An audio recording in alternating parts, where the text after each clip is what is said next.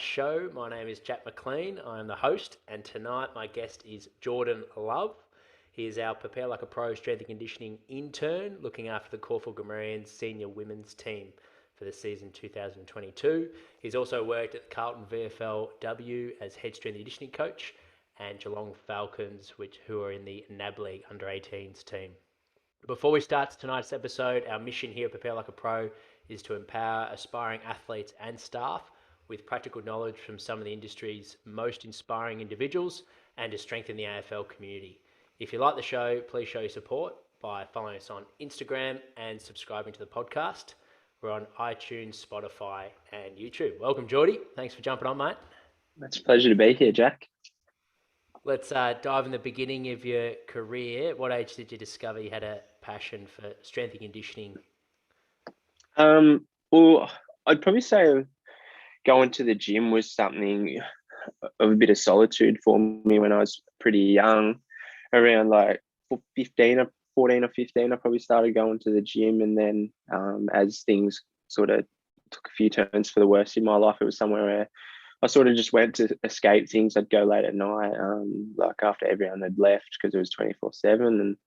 And I actually thought I wanted to be a physio because I've got a lot of people in the medical field in my family. And probably end of first year in uni, I was still pretty solid on physio. And then end of second year, it just sort of all transitioned. I was like, I love this stuff. I'm friends with elite athletes. Like it just was something that gravitated really naturally, I think. So probably actually only about 19.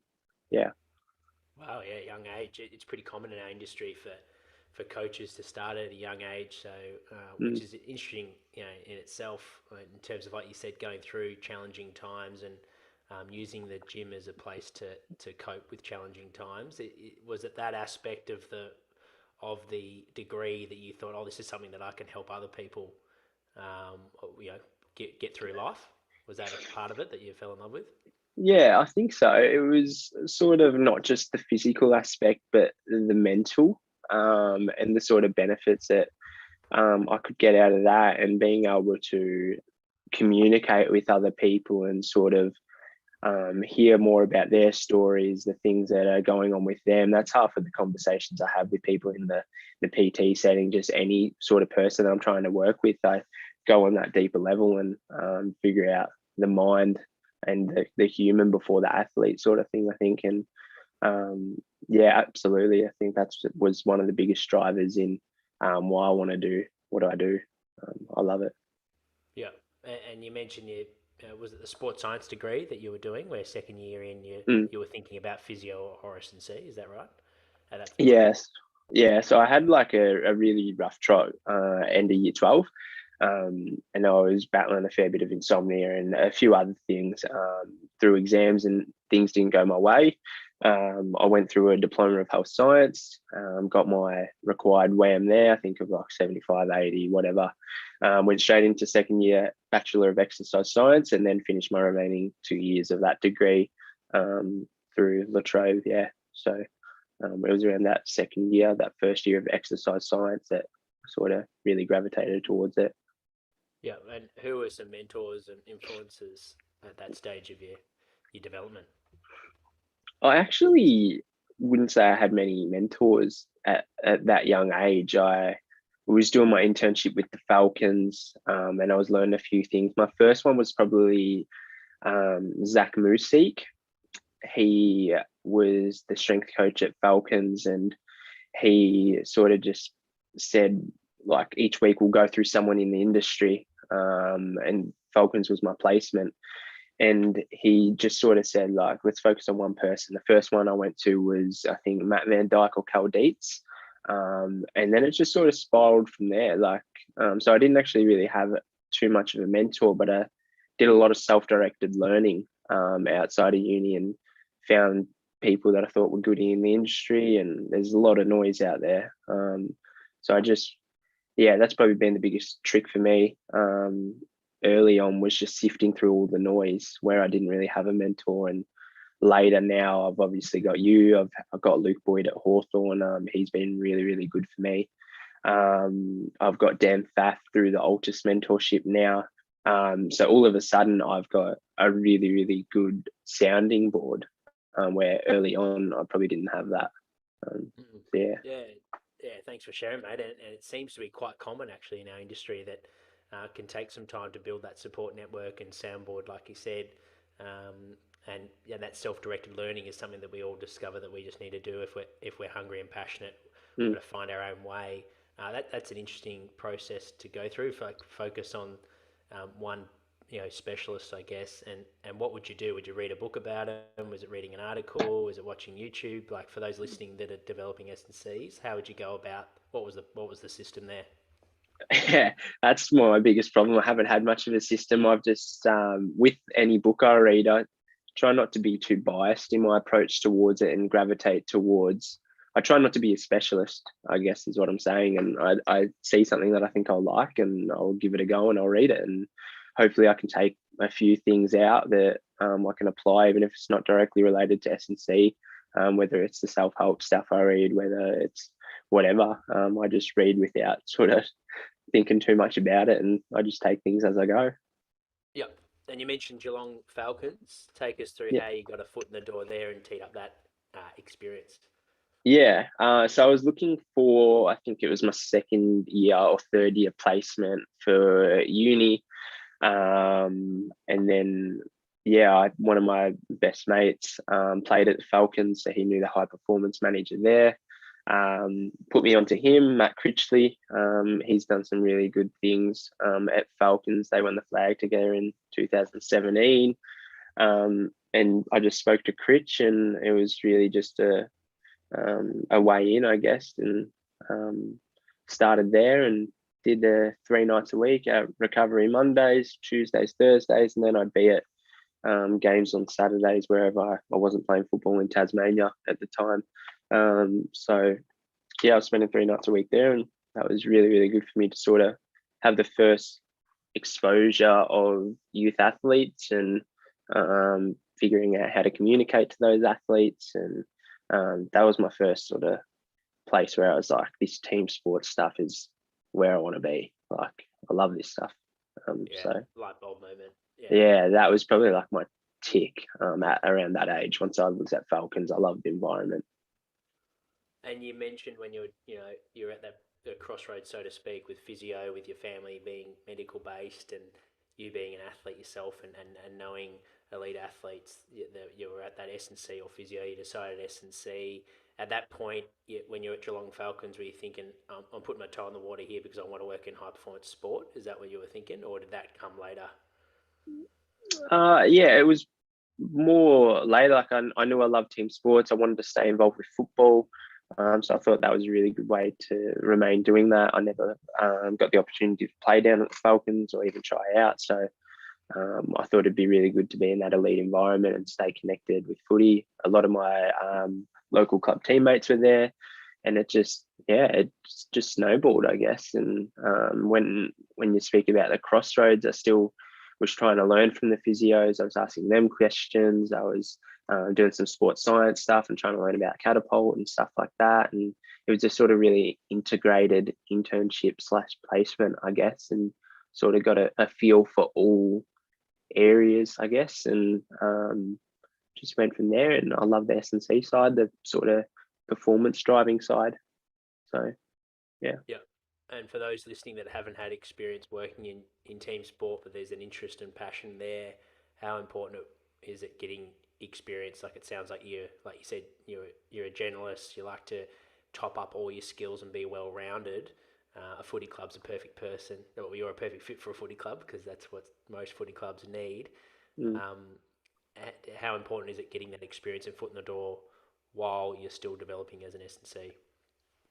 It's invaluable, man. Like, even though I think like I've made really good strides in that area, there's now taking on this role at Caulfield where it's more high performance type stuff, and I'm managing the people who are coming in and out of drills. So yeah, there's so much to learn in this industry, and if you want to be a HPM down the road, you've sort of got to be across all areas of it, and you've got to know how to communicate to numerous people. So no matter where you start, it might be a bit of an ego check starting at a local football club or wherever, or the local swimming pool, like, it doesn't matter where it is, but that experience of just working with people and talking and figuring out solutions to things is so invaluable. You can't we get stuck in this mindset there. And I was the same. I thought I'd leave uni by 21, 22, and I'd walk straight in the door. You see Jack Russell was winning the flag at Port Adelaide at 23, and that gets sort of glorified, and we're all in a rush to get there. But this experience that you get along the way at these local levels, these grassroots, it's if you can sort of talk to these people, you're going to be fine later on down the track. Yeah, 100%, mate. Well said, and thanks for sharing that insight. I couldn't agree more. I think you've got to do your degree and earn your right to be in these programs, and part of that is qualifications. But ultimately, that's just the starting block and getting experience like you've done. It does take commitment. There's low pay, and you mentioned the time frame there of 3 to 4 days a week for potentially someone who's a PT. That's peak hours, but if that's where you want to go, you've got to earn your stripes and get experience. And like you said, not everyone's Andrew Russell. It's going to take. Everyone's got their own journey. It's going to take different time. Yeah. And you mentioned the sports science side of things. How did you go about speaking to physio sports scientists? Like, is that just a matter of is that something you're comfortable with, just speaking and trying things out, or was that something you're recommended to do and get a lot of different experiences in sport, not just stay in the gym? Yeah, initially with the Falcons, they sort of highlighted that it would be a pretty integrated approach. And yeah, straight away, I think I've never been one to shy away from asking questions, and no matter how silly I might think they seem, I sort of just am really willing to sort of put myself out on a limb to sort of figure out the answers. And in this mentorship I'm at the moment with coaches who have been in 15 years plus, sometimes you get a bit worried about your sort of ego check if you ask a question that you think you should probably know the answer to. But I'm just always ask, like, I'm curious. I want to know different. Like, obviously your physio paradigm's a bit different to your S&C, to your sports science. Like, we all have different ways of thinking, and the more holistic a program you can have and the more insights across different fields, you're going to have a better program and a more well-rounded program. So it was pretty cool, like, learning. I've still got massive strides to go in the rehab space, in the sports science space, but that's ultimately where I want to go. So early on, it was really good exposure to sort of learning that stuff. It's all sort of sifting away from me now, but with the position I'm in at Caulfield, it's great to start to, as I was talking to you earlier about these hamstring protocols, these atypical AC hours that have just happened. All these things in the rehab space will be really, really good for my development moving into the future. Yeah. And going back to your career progression, so you completed the placement at Geelong Falcons, and what did that mean? Did that coincide with finishing the degree, or did you still have further time to do with the sports science degree? Yeah, so I finished Falcons, and then I think I had 1 to 2 subjects in the new year. So it must have been third year that I was with Falcons. I'm still really young, but in the last 2 and a bit years, or since 2019, so much has happened with COVID and stuff like that, and my own development. So yeah, I think I had a couple of subjects to go, but it was basically rounding out, and then that also sort of almost coincided with me moving up to Melbourne with my best mates, and yeah, so.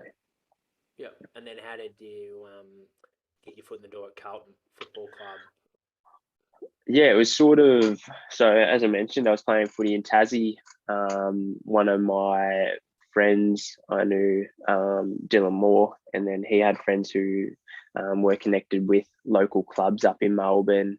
And when I was moving up, they knew about that, and they just said, "What do you think about coming down for a kick," sort of thing? And I was like, "If you can get me a foot in the industry, if you know anyone, that's sort of the only way I'll come." And luckily enough, the people at the football club knew Mitch Greaves at Carlton, because Mitch also plays with us. He was their rehab manager and athletic development sort of guy. And he just said, "We got something at VFL Women's." It was just an intern sort of thing the first year, and it was more about building rapport with athletes and just guiding in the gym and stuff like that. And that was sort of how it was, just who I knew. It was really lucky, and half of it's just luck. So I was just really grateful that I sort of had somewhere to go, and that was really, really good for my development. Yeah. No, good on you, mate. You create that luck by simply asking your mate and Mm, putting time and energy into that. So that it wouldn't have happened unless you asked those questions. Like you said, you're keen to ask and learn and put yeah, yourself out there, and usually that pays dividends. So yeah. you get the internship at Carlton. Mm. Um, at this stage of your career, how you? Is football a way of getting income in? What were some other ways that you could bring some money into you to help you pay ends meet? Yeah, so football was one of them, but obviously, I only get paid for the games we play. And then that sort of coincided with the start of 2020, and that's when shit sort of hit the fan with COVID and stuff like that. So I wasn't getting paid for football. It was more just some personal training stuff at Goodlife. And that was really about it. At the time, I was still working in Geelong on weekends, doing some mentoring for kids with disabilities. And yeah, that was my sort of way of doing it. And then I was fortunate enough to have JobKeeper through that job in Geelong. I was there for long enough. And all of a sudden, the boys went into the hub, and it was all a bit chaotic that year of 2020. But I was really fortunate that I'd been in a job for long enough to have JobKeeper. So that was about it. Yeah. Yeah, yeah, tough. Absolutely. Like you have to think quick on your feet and be nimble and adaptable. And Yeah. yeah, it's good that you had a few different opportunities and options there, mate. What with your work with a disability, how did that come about? And yeah, how did you gravitate towards that? Yeah, it was once again, it was who I knew. Yep. Someone at my local football club in Geelong had just sort of come up to me, and he just said, I think you'd be great for this. I've got two brothers who are both on the autism spectrum. So it wasn't really something unfamiliar to me. And he just said, I think you'd be awesome at this role. Do you want to have an interview sort of thing? And I went through that interview process, and they were like, sweet. And then it just went from there. And I got the opportunity to sort of work with these amazing people who are so bubbly and just have such different personalities. And that was really, really good for my patience, my communication skills. It was awesome for me.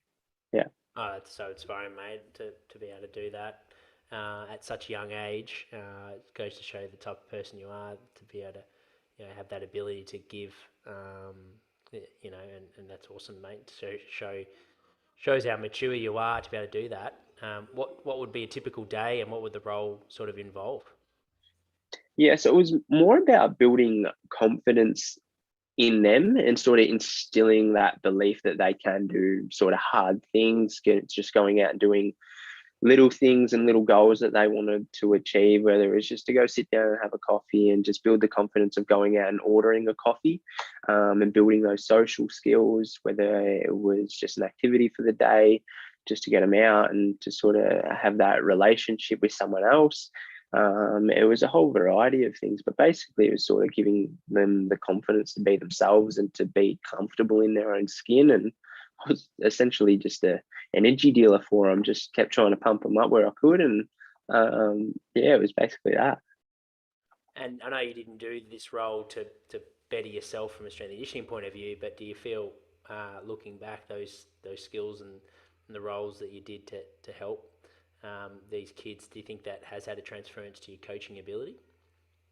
Yeah, like I said before, I'm a bit of a generalist, and I'm willing to learn about most things. And you'd be surprised about when you think a certain path is in the trajectory that you want to be on, the sort of insights and the learnings that you can take from it and actually just apply it to your everyday life, and then the pursuit that you're on.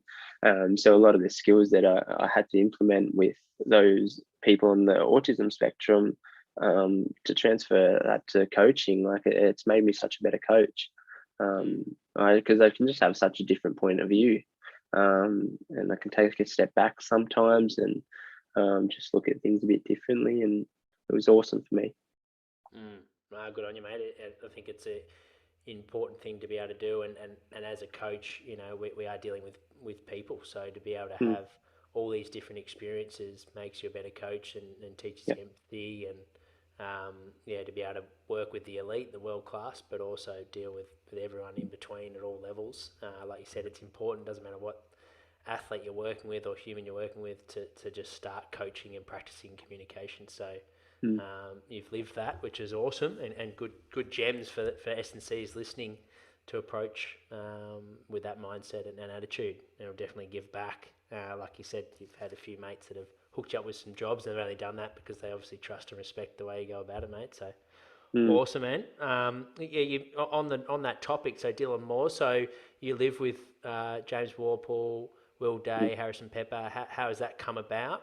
Talk about your connection with these guys, Yeah. and what have you learnt from living with elite professional athletes? Yeah. So Warps and I went to school together. So I moved to Western Heights in year 9, and I just sort of clicked in with James's group, and we pretty quickly became best mates, and it was just us at every day at school together after our other mates had left and become tradies. And it's sort of 2017 he got drafted, moved up to Melbourne. We sort of drifted apart a bit. I'd still spend like Christmas Day, Father's Day, and stuff like that with his family. I was really integrated with his family, and then end of 2019, I was already coming up to Melbourne a lot to spend time with him and the other boys, and then I just sort of pulled the trigger to move up and finish the rest of my uni whilst living up here rather than commuting from Geelong. And then it just sort of flowed like that. A few boys have come and gone. We were living with CJ and Harry Jones, and then that's changed. Warps has just bought a house, and we've got Daisy in and Pep, and the scenery looks a little bit different some of the time, but Warps and I, the sort of the two rocks that are always side by side type of thing. So that's been good. And then in terms of what you learn from them, I think the best time for me to learn from them is the off season period where I get to spend a bit more time with them, and they're home during the day and I get to be home during the day sometimes, and we get to train with each other, and we do running some of the time, or we do weights, and that's when you sort of get an insight into what it actually means to be an elite athlete. The sort of the schedules that they put themselves under, the extra swimming sessions, things they eat, the way they prioritize their sleep, how their whole sort of behaviors is like, that's when you get to see it in full flight. And after like a pretty grim running session in the preseason, or a massive weight session, if they're in a gainers group like Daisy, that's when you realize why they sleep when they get home, and the sort of effects of that mental fatigue that it has on them, and that's why they're elite. Like their ability to sustain that intensity of training for such long periods is crazy. And people sort of are quick to push on them to say they kick a footy around and whatever, they get 2 months off at the end of the year, but the mental sort of strain that it has on these people, like they're always in the spotlight, and it's crazy. And just learning how to operate in that fashion, and the attitude you've got to have to setbacks, to whatever it is. Like Daisy's obviously been in rehab a bit. All really good insights for me into how I can take those sort of elite operations and implement it into my own lifestyle. And I try to adopt a sort of high performance sort of lifestyle, I guess, and attitudes. And I sort of take a lot out of their book and go about that the same sort of way, I think. Yeah, it's invaluable, mate. Environment's so important, and to be able to see Mm. these things, like you said, the grind of the daily basis, and even if it is off season, there's still work to be done, and they're constantly pushing themselves. So to be able to Yeah. see that and live that, and be huge as a developing coach, and a real, I guess, unfair advantage you could call it, because not many guys would Mm. be in that position. So it's definitely going to Yeah. put you in good steads. What about is that the biggest surprise, like how hard they work, now that you're living with them, that you've noticed? Yeah, I'd say so. It's just like, it's a whole nother level to what you think it is. and it sounds pretty glamorous getting paid to kick a football, but just the people when you're out and the way they come up to you, just always having eyes on you, sort of thing. And it's not always as glamorous as what it seems, but at the same time, I think they have a large amount of influence and can do a whole lot of good. But yeah, the surprise is just the constant intensity of which they operate and the focus to be better. And I'm really fortunate that Daisy and Warps are just they have some of the best attitudes in the industry for that growth. But yeah, that's been crazy to just see every day just how they operate. Yeah, yeah. And going back to your career, you mentioned early days you didn't have a mentor, but now you've got. I'm lucky enough you call me a mentor. I don't know if I am, but you've got a couple other big names, Luke Boyd and Dan Pfaff. Yeah. How did you come about building those relationships and talk us through what you've got out of, I guess, start with Boydie. How is the Mm, connection there and how does that yeah. look? Yeah, so Boydie obviously is high performance manager at Hawks, and then I just sort of was talking to Warmth one day. I was like, I want to sort of talk to Boydie about maybe doing placement at the club, and then he sort of asked Boydie. Boydie said, "Yeah, you can give me his number," sort of thing, and then I've put it in a way to sort of get this internship at the club to do my placement hours and stuff. And then he was like, "Are you asking for a job," sort of thing. And then I was like, I'd love to just buy you lunch and a coffee or whatever, like, and just pick your brains type thing. And I think the way I approached that conversation, it wasn't like, can you give me something for nothing type thing. I was like, mate, I just want to have a conversation, just have a yak and learn a bit and see like what you're sort of thinking and stuff like that. I'll buy you lunch. And we just had a coffee once, and then it just led to every few months. I didn't see him for a while because he was in the hub and stuff like that, but he always lets me know that I'm free to shoot him a text to just ask any questions about his philosophies and the sort of methods that he would use and any questions like that. So like, while it's not a direct mentor, he's been my first sort of proper mentor of someone who I can really go to and ask those questions. And yeah, he's awesome with his time for me. Considering I don't think he would really learn much off me. It's more just we catch up for an hour, talk about stuff, and yeah, see, that's been really good for me. Awesome. And yeah, talk us through the Altus program because it's quite Mm, famous in the industry. yeah. Um, how long does it go for and what are Mm, some key takeaways that you've got from that? yeah. So I'm a bit of an impulse buyer, and I've done a few of Altus's courses, the short sprints one, which is heavy on Stu McMillan. And then I got an email one day, I followed a subscription, and they said there's a couple of spots in this October intake for a third phase mentorship. Um, so I've got on the Zoom to Nick Ward. He's running it, sort of thing, and I've just talked to him about where I'm at, what the mentorship looks like, because obviously it's run by Dan Pfaff. And then he was like, "Well, whiskey in." I've paid a pretty hefty amount for it, and then yeah, it's just started underway. It's all like 4 a.m. over here because it's in America, and Oh, wow. Yep. the takeaways so far have been the first one was sort of around measuring what matters with Matt Jordan, and some of the things around kinematics, and now we're transitioning into our coach's eye and how to build kinograms and what to look for. And whilst I've been doing my further studies in psychology and all this other stuff, it's been hard.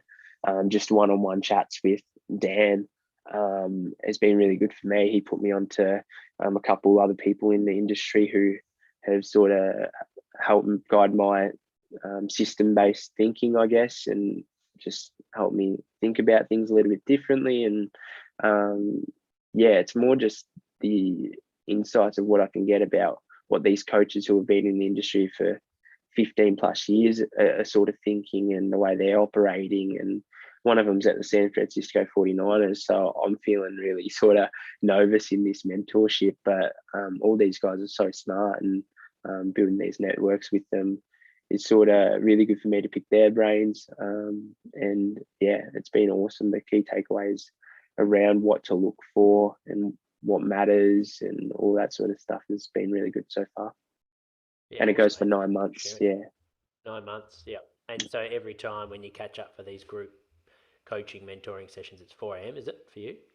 Yeah, 4 or 5 a.m. I think, depending on Beautiful. when You be the peaking, mate. savings. I was up for 4:30 this morning. Yeah, it's my prime time, so I usually switch the camera off, get a coffee, have my brekkie, and then I switch it on once I've done a primer session and just built into it a bit. Yeah. No, that's awesome, mate. That's good. Love that. Love that. Yeah. Committed. All right. Well, so what about with your career? What has been some of your biggest challenges so far, and what have you learned from it? Yeah, the challenges are probably that one, it's like a whole lot of it is luck, and that although like, we live in a culture of scarcity and just rushing to things and needing to be in a certain position, it's been sort of really humbling and good for my ego to sort of just say, like, I'm not actually there yet. And when I talk to people like you who've been in the industry, people like Boydie who are up the top and stuff like that, when you think you're a little bit closer to them, all of a sudden like something comes along and you're like, I actually need to develop a lot more. So the challenges are the constant sort of pursuit of growth and realizing how much there is to know before you get to where you want to be. And that's always really, really humbling, considering I want to be a HPM one day. Just having knowledge about the sort of sports science, the S&C, the rehab, and then how to build a team and manage a team, how to own a floor. There is just so much more that you sort of need to know that you don't actually realize until you sort of stumble upon it. And then you sort of got to take it in your stride and sort of go with it. And that's probably the biggest thing that I've always just tried to do, just the pursuit of growth and always trying to learn something and to push forward and always trying to challenge myself. I don't think I'm ever going to be complacent. I think you would probably see that I'm really driven to get better. And that's one thing I can sort of always guarantee anyone, that like I might not always have the answers and might not have the best theoretical framework. I might not be the biggest dude, but I'll always sort of be trying to get better. And I'll probably never be happy with where I'm at. So yeah, that's probably one bit of advice that I would give to someone. Just keep pushing for growth and realizing that there is more out there that you need to know. Yeah. Yeah, no, thanks for sharing that. That's a nice outlook of be hungry, be driven, wake up early, you're paying good money for this mentorship. You're doing work with the Caulfield Grammarians girls, running a program there. You're working with us at Edge, coaching classes for Gen Pop. So you're just constantly putting yourself in new environments. And I've definitely seen that from you. From the day that I met you, how keen you were and hungry you were to learn and get better.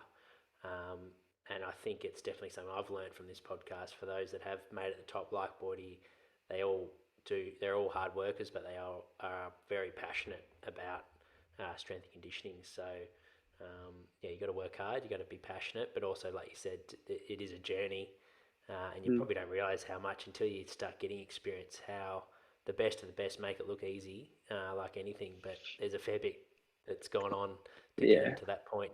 And a lot of mistakes, no doubt, along the way too. But no, that's awesome and so invaluable for those to listen in terms of mindset. What about things that you look back fondly during your career? What are some highlights? I'd say just the relationships that I build and the small moments with the people that I work with. I spend a lot of time with some of the girls who are still at Carlton. Just the laughs, the moments where I can take them off the track and just have a chat about what's going on. All those little moments where I get to build really strong relationships with people, and then see them build buy-in off as a result of that sort of those communications and those relationships, and then seeing their sort of athletic development flourish as a result of that because they buy into the program, and just seeing that journey from building relationships initially, which is the most important thing, and then seeing them flourish in their results and how excited that makes them, and All those small little wins along the way is unreal, I reckon. Just the laughs and stuff. Yeah, no, we can have a lot of fun in our job, that's for sure. Yeah. All right, we'll get into the lighter side of the podcast, mate. There's a bit of fun. These questions, it's more of the get to know Geordie section. So we'll kick it off with which movie or TV series has impacted you the most and why? Yeah, I don't know.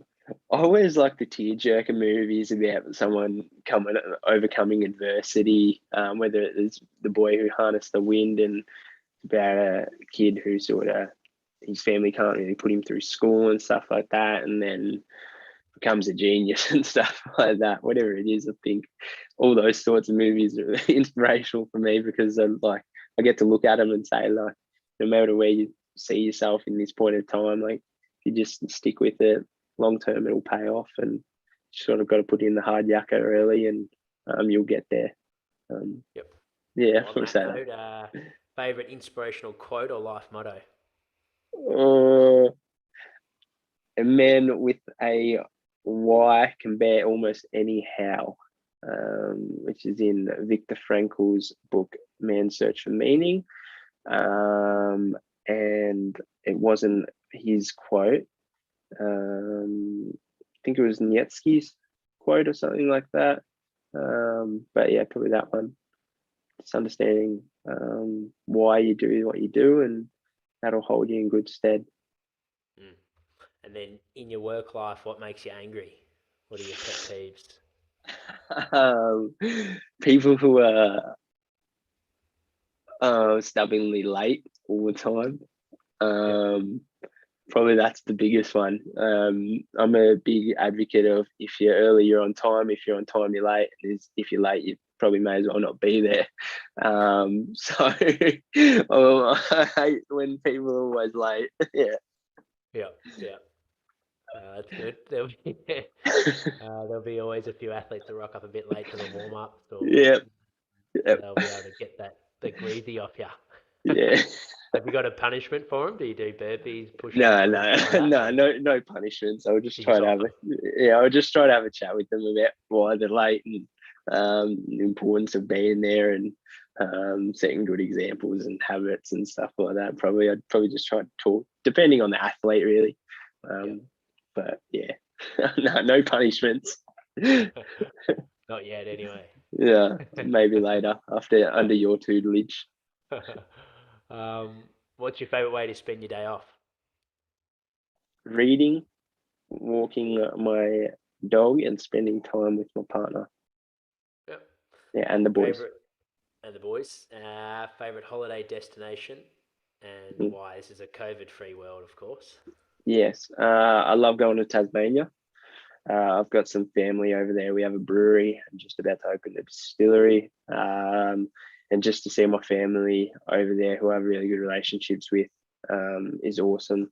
Have a holiday house where we can just hang out by the beach sort of thing, take a book and just really cruise. And whenever I want to work through the brewery, I can do that. And it's really nice and quiet lifestyle over there.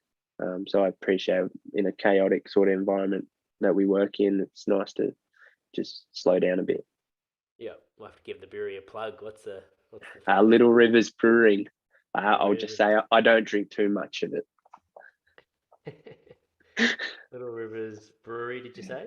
Yeah, yeah. Yeah, and can you get that on the mainland, as Tasmanians would say?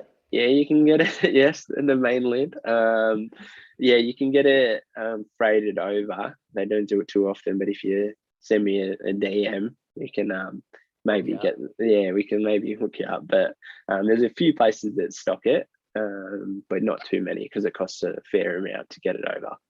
sure. Yeah, Trip to Tassie, I'll have to join you on the next one. and then we'll get the boat over, mate. Get the boat over. The Absolutely. spirit. That's the Tassie spirit. There's no better. As long as you cop a good. I've had a rock night on there once. I bet. Nearly fell off the bloody bed. I've never been on it. I don't know if I will. Yeah, you got to time it right, which is Yeah. pure luck. It's on par with this podcast. The power of luck. Hopefully, Yeah. if you do go on Tassie Spirit, and your luck falls your way, mate. Well, Yeah. Yeah, thanks for jumping on the podcast, mate. It's great to have you as part of our team at Prepare Like a Pro. I'm really excited to see as your career grows and any way that I can help you out, mate. So it's awesome to start to get to work with you. And what are you excited? Last question. What are you excited for the rest of 2021? We're coming to the end now. And what Uh, horizon for you for 22? yeah, I'd probably say I'm looking forward to going over to Tassie. I'm going over for 10 days. Other than that, I'm really looking forward to just keep growing within Edge. And there's some really big things happening at Edge. So to be a part of that team and strong networks through there is something that I'm really excited about and willing to put the time into to sort of grow that. And then 2022, it's sort of hopefully about getting a bit of stability through Edge, through various places of work. And obviously, we've all been a little bit unstable the last couple of years. So hopefully, a year of stability and growth and just really focusing on my development and sort of taking what comes my way in my stride. Awesome, mate. No, we're lucky to have you. And for those that are listening, Edge Training's a elite facility for everyone. Very inclusive. Anyone can train there and train with Jordy and myself. And it's located in Param, Melbourne. So if you're listening, we do have a free trial. You can jump into a session, give us a go, and from there you can pay a weekly fee to go to unlimited classes. So check us out. But yeah, thanks, mate, for jumping on. It's been a pleasure to have you on the podcast, and looking forward to sharing your story to the podcast world. And we'll make sure to continue working with you, mate, throughout your growth. But you're pretty much on the right path, and looking forward to seeing what you can do in this industry. Awesome, mate. I appreciate you having me on. Awesome, and thanks for listening, guys. If you have any questions or queries, make sure to hit us up on Instagram. Our next live chat is with Tom Cleary, who's looking after our Glenorchy program in Tasmania, which has made a couple of mentions. It's a great state, the Tas. So Yep. if you want to tune in for that one, it's at 8:30 p.m. Tuesday, the 14th of December. I'll see you guys on that episode. Cheers. Awesome.